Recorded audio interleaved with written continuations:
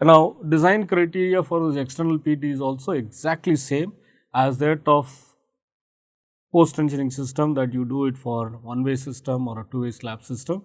We have to see what is that we are trying to address, whether we are trying to recover the deflection or reducing the stresses or punching shear. These are the main three things, or from the strength point of view.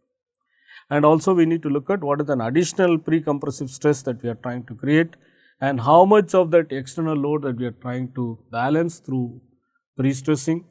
And we also, depending upon if it is a continuous system, of course we need to adjust the profile based on the practical construction point of view. Also the profile arrangements also have to be thought through in a careful way, so that you can fabricate your deviators or saddles in a proper manner.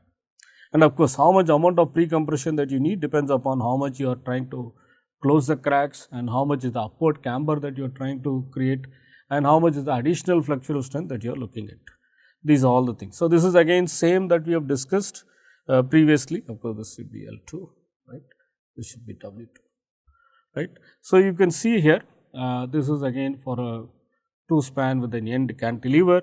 Again, I can design this P and E depending upon how much is the external load that I am trying to balance. For an external PT also same. So, whether are you going to balance 80% of the dead load, or 100% of the dead load, or 100% of the total load, or what fraction of percentage of the total load you are trying to balance. Accordingly, I can choose the eccentricity E and the pre-stressing force to be designed. Now, one more advantage that we have in external PT cable is, now with deviators, now I can create a high amount of eccentricity. So, even with very less number of cables, by controlling the eccentricity E, now I can achieve a very high amount of uplift force. So, that is what we have to look at it. Now, of course, in PT reinforcement, sometime in a system, if your cable profile is not maintained properly, though you get maximum E, right, you will create more uplift that is due to high, which is a more effective system. But if your E is less, then you are less uplift and less effective.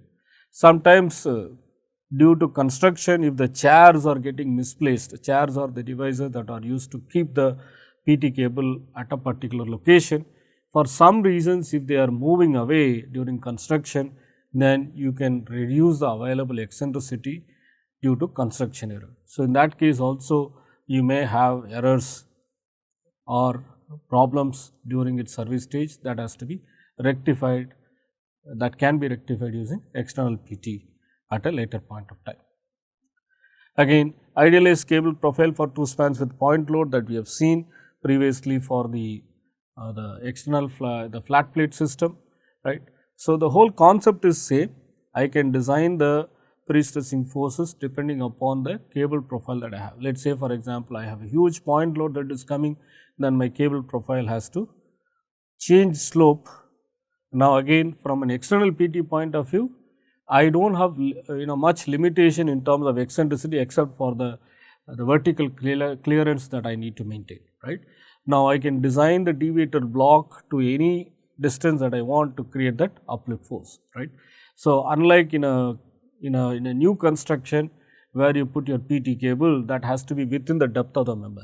In an external PT, now what I can do is I can have a deviator system that can be below the member, and I can adjust the height of the deviator so that it can create an uplift force to the level what I want, right. And again, this is from practical point of view, you cannot change the cable profile abruptly, as we have discussed it in the PT slab systems also. And in the reverse parabola regions, you are creating a load in the downward direction. So, that can also be taken into advantage, particularly from punching shear point of view. So, you change your cable profile, the cable profile is going to be above the element by creating the deviators at the column regions at a height on the top of the slab. Now, I can create a downward force in the punching shear locations, where that is going to help me in creating more VP component. So, the VP component can be more. So, that also can be designed for improving the punching shear resistance of your flat plate system. Now, repair activities, again sometimes what happens, the existing PT cables can be sometimes can be damaged, or it can be broken during construction due to mistakes by with the drilling, coring or cutting the slabs. So, immediate assessment and rehabilitation is necessary to keep the project moving on schedule. So, what happens, basically what we can do is we can create this kind of additional couplers, and then add a new cable to make sure that you compensate for the loss in the pre-stressing that has happened because of the damage that has happened, maybe because of the coring or cutting that has happened in the slab. So, I can create an intermediate anchorages like this and add a new cable. So, to account for the loss in pre-stress. Now, corrosion mitigations, again most of the repair jobs typically will involve replacement of the obsolete or inadequately protected tendons that have become corroded, creating structural deficiencies. And typically what we do is the impregnation, the grout material is applied under pressure that is going to travel along the length of the strand to mitigate corrosion tendons with grout defects. And PT repair method, it helps allow half-inch diameter cables with a new half-inch diameter, especially if it is an unbonded system, we can take away and then we can put a new cable. If it is a bonded system, we cannot do much. What we can do is we can add an external PT cable, right, to maintain the original capacity or maybe to exceed the capacity, right. So, this is the way we do. Now, we are going into a new topic, again post tensioning only. Now, the post tensioning is not going to be done with steel cable. Now, we are talking about pre-stressing with CFRP laminate, pre-cured carbon fiber reinforced polymer, but concept is still the same. And imagine this PT CFRP laminate as a PT cable. I have to design the anchorage systems in such a way so that when I apply this pre-stressing, it is going to create that initial tension, and then you lock it, and then with the bonding. So, the moment you lock it, you transfer the pre-stress, then that is going to create an uplift camber depending upon the eccentricity that you have. And typically what we do here is we fix these anchor plates, and then this is the pre-stress plate, then we put a hydraulic jack which is attached to this anchor plate, and then you push on this device which is attached to this pre-stress FRP laminate, and that FRP laminate will be subjected to tension. Then you go ahead and anchor those tensioned laminate, and then you also apply the epoxy resin to bond it to the soffit. In that way, what we have created is, now I have created at the two ends of the beam pre-stressing moment with the pre-stressing force P times the eccentricity of the cable, which is typically the eccentricity. For example, if you see here, this is your CG of the beam and this is your eccentricity that I have created, right.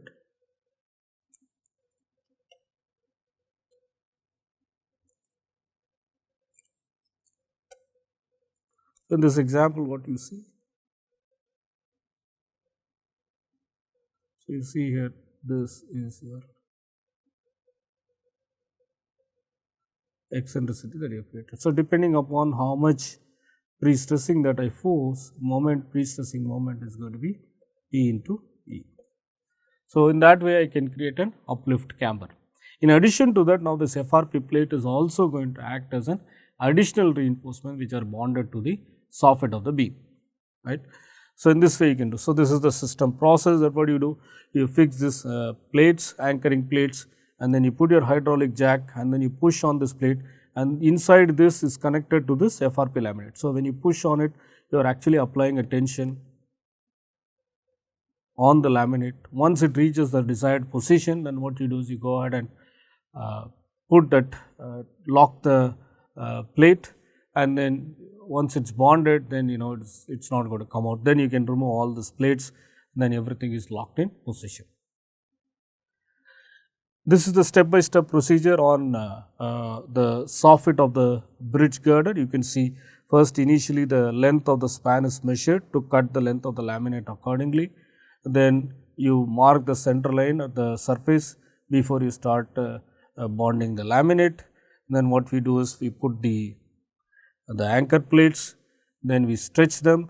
Once it's stretched and goes to the position, then you when you lock it, then you remove your devices. So, in that way it is FRP laminate will be in place, and you can see the finished surface. So, basically it is nicely bonded to the soffit of the laminate, and this is your pre-stress plate which is locked in place, and that is going to create pre-stressing force multiplied by the eccentricity is the moment, pre-stressing moment that you are creating to the girder.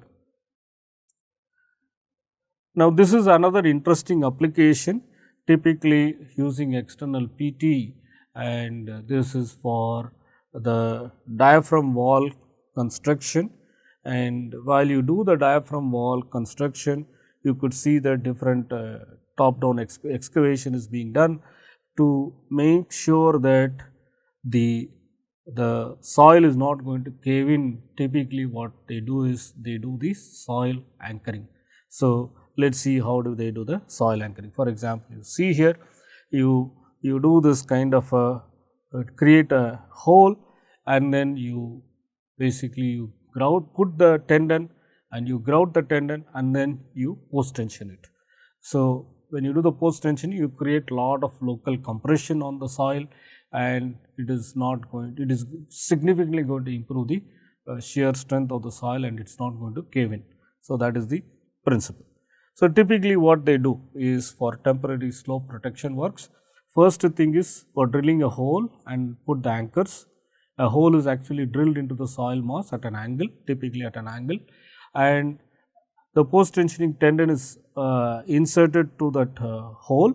Then the next process is the grouting. The hole is filled with the cementitious grout to create a strong between the anchor and the soil. Right. Then once everything is grouted, then you go ahead and do the stressing on the cable, right. So, once the grout is hardened, the hydraulic jacks are used to pull the anchor or tendon, and then once it required amount of tension force is achieved, the stretched tendon will be secured to the bearing plate at the ground surface, creating a compressive force on the soil mass that helps to stabilize the slope or excavation. Then finally, what we do is we also do shotcreting. A layer of shotcreting is applied as a facing, and the drainage mats are often installed behind it to manage the groundwater that it is going to come. So, this is the picture.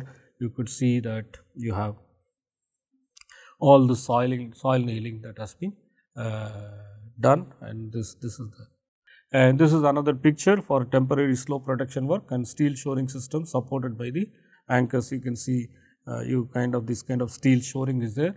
On top of that, you also have these external PT anchors that are there at multiple locations.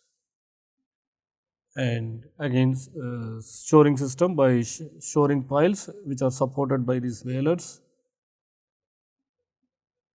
and these are the anchors. The process is the same. We do external PT to ensure that we provide large amount of compression to this area, so that the shear strength is improved significantly, and the soil system is not going to cave in. And this is the picture of an inclined anchor, and you can see the cable, PT cable is being lifted by the laborers, and then once you drill it, you insert it through this, and then what you do is you do the grouting, and you can see the drilling is in progress. You do the grouting, and then finally you do the stretching and then anchor them. So, this is a casing pipe pushing in progress, and then finally you do it.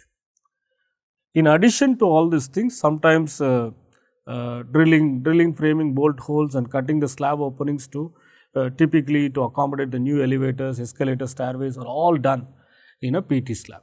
If it is a bonded system, you can cut the slab and then you can attach new element. If it is an unbonded system, you have to be very careful. First, you need to de-stress all the unbonded cable. You cut the opening and then put the cable with the new anchors, and then you design it. See, in addition to PT cable work, shoring, demolition, formwork and concrete powering is also typically required. And to locate and avoid PT tendons and hidden components, typically we need to do proper NDT to locate the PT cables, so that we do not cut through at those critical locations to damage the cables. So, it is very important.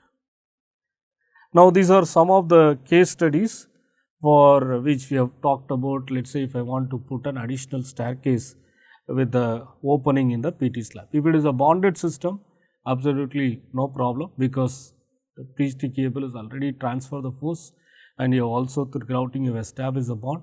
So, when you cut it, you are not going to have a problem. But if it is an unbonded system, you have to be very, very careful, as I told you.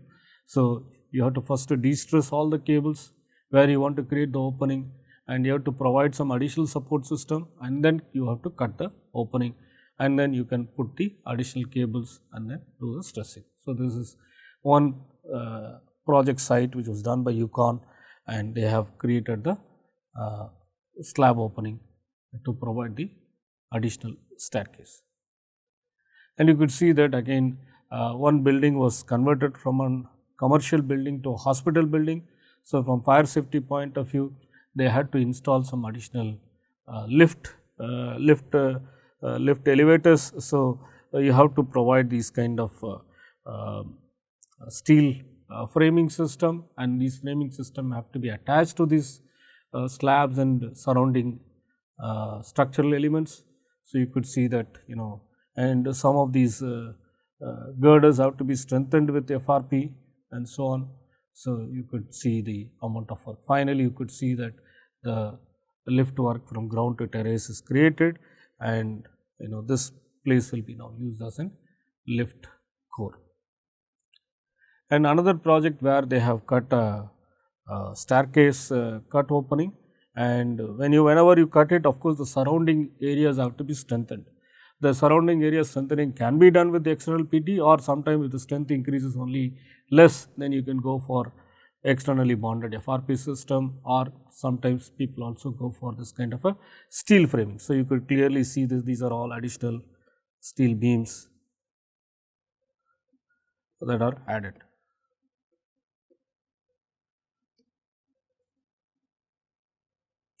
And this is again another picture of a spiral staircase where it has been installed on the area that has been cut open, and of course, around the on the surrounding regions, again you have to add steel beams to stiffen things up, and these beams have to be reacted against the shear wall that you have there.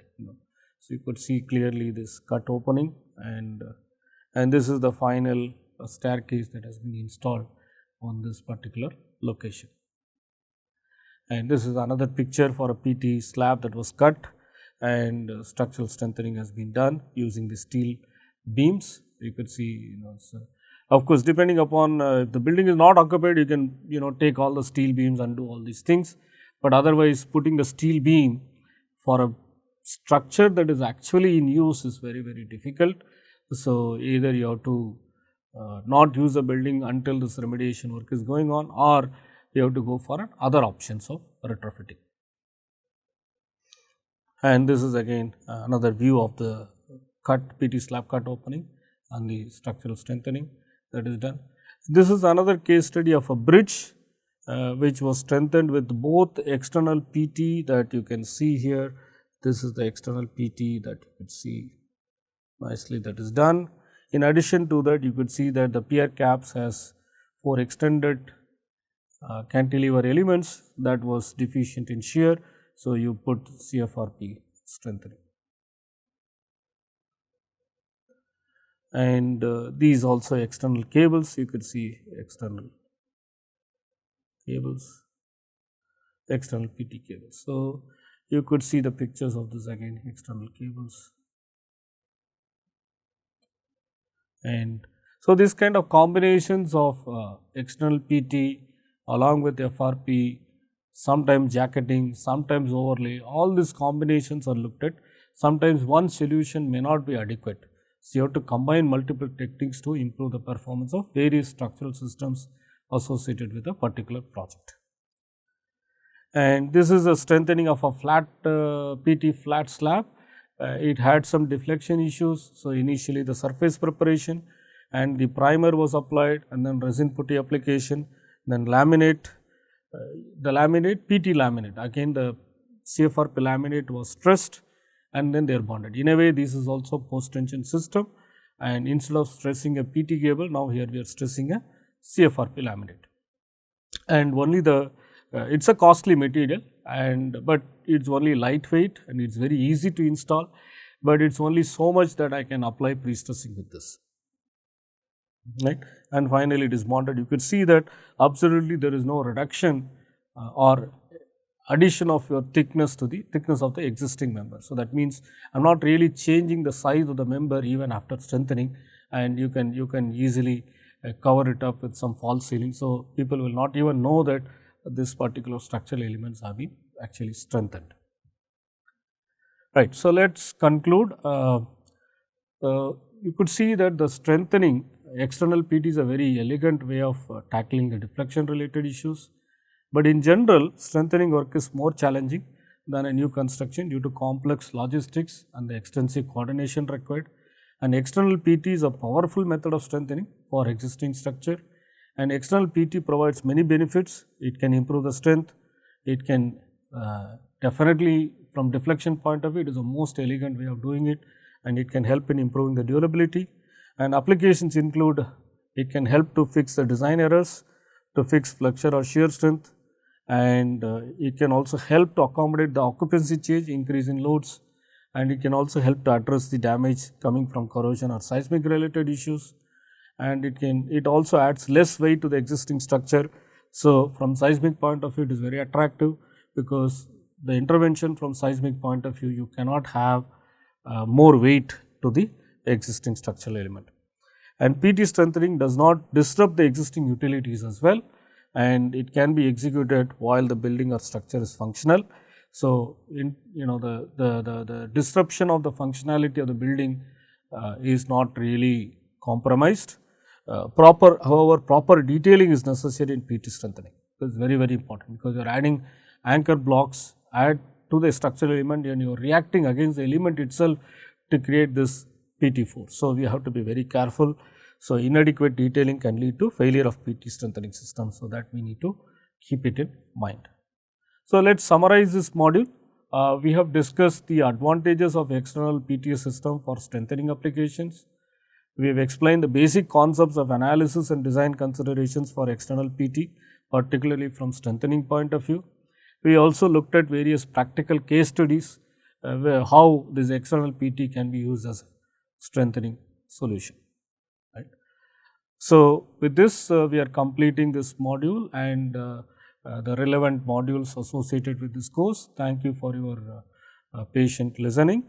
So, if you have any questions or comments, please reach out to me in my email address. My email address is this suriyap@iith.ac.in. So, thank you.